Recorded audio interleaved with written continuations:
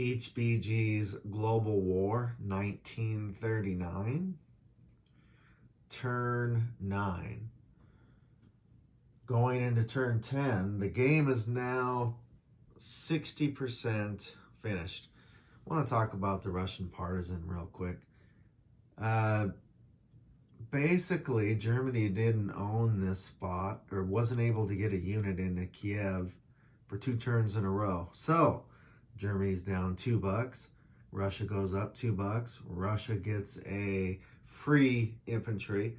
So, a $7 swing in 2 turns for 1 territory because Russia has the partisan ability and Germany couldn't get infantry or any unit in there.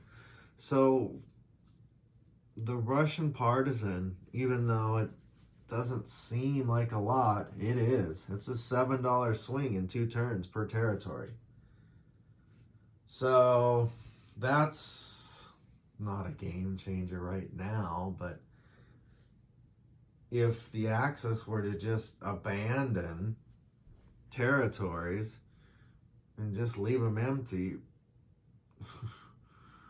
that would be really bad. That would actually probably cost the Axis the game,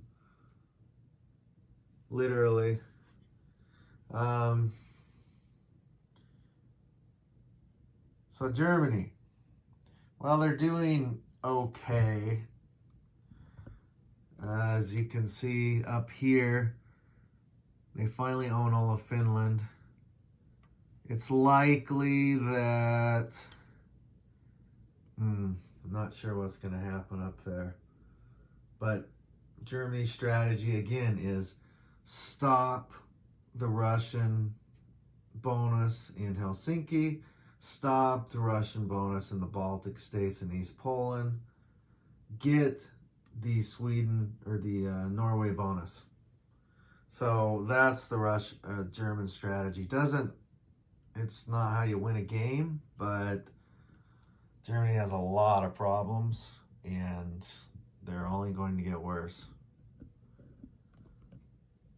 As you can see, Paris is liberated. And I forgot to put this here.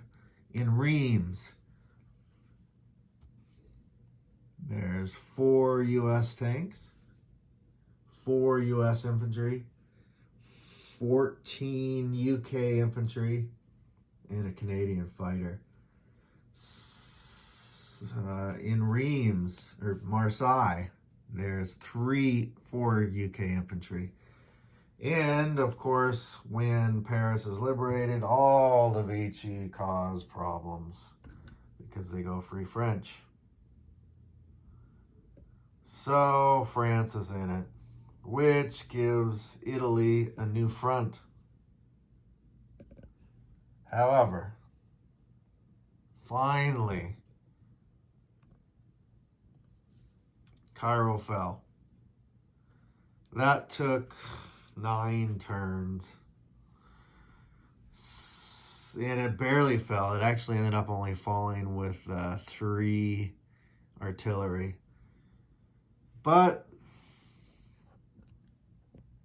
there's a lot of issues in Africa. And because the UK is so busy, they couldn't build. They didn't have enough money to build on the Belgian Congo. They didn't have enough money to build in Rhodesia. They didn't have enough money to build an extra unit in South Africa. They couldn't even build enough infantry to fill up their transports next turn. So although the UK is doing fairly well, they're just having to kind of survive. This is probably the last hole puncher that the UK is going to be able to build because they can only build 10 units a turn. So the UK has 4 transports with their navy here and 4 Canadian transports So I guess the Canadian transports will probably start going back to Canada to fill up. Canada built a couple of fighters.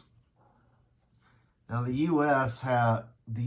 this turn, they decided to go into France, so it kind of slowed down the shuck. So now the U.S. has to speed up the shuck. The U.S. will need to have 10 infantry a turn up here. So that's starting. So basically now the U.S. is committed to 10 infantry a turn. $30 a turn on this side. Maybe more depending on the situation, but at least 10. If I could go back in time, I might not have built those U.S. tanks because the U.S. really needs some Navy over here. The U.S. had built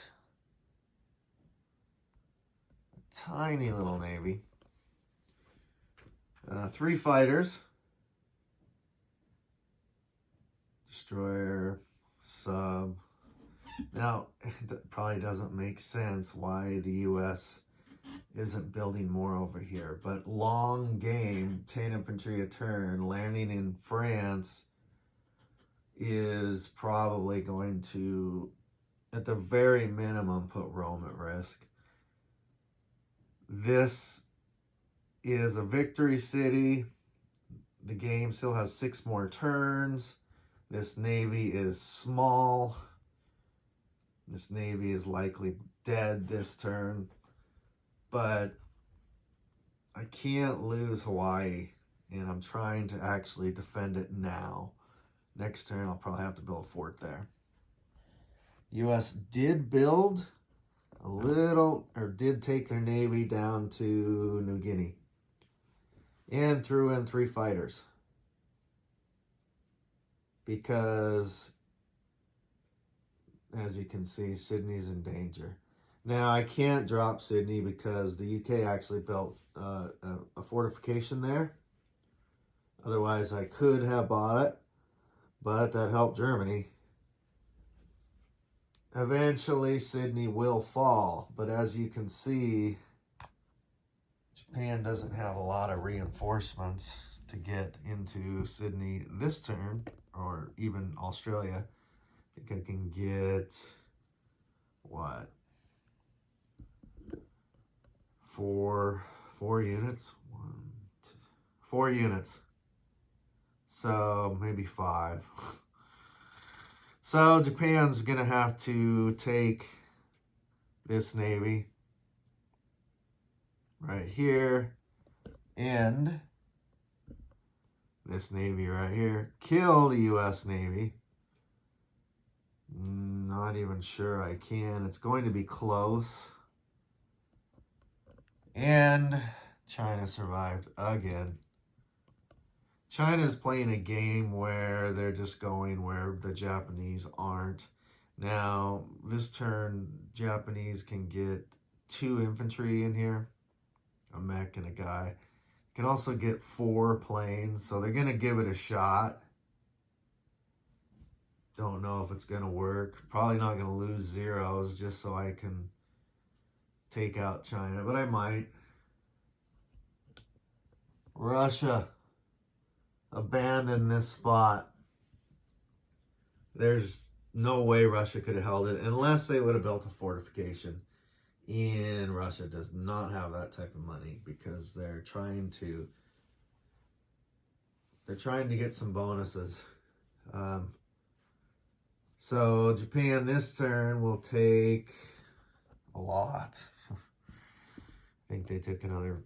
They actually went down $2 overall this turn, but which is strange. Every other turn they're going down $2, but they made 113 this turn instead of 115.